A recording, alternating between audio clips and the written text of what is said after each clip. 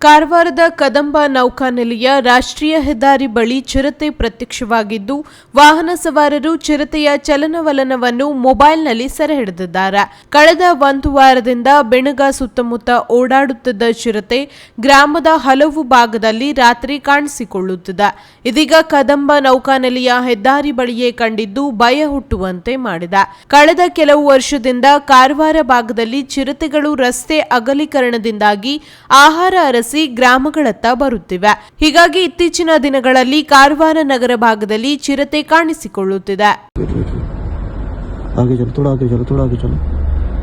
हाँ बस बस बस बस बस.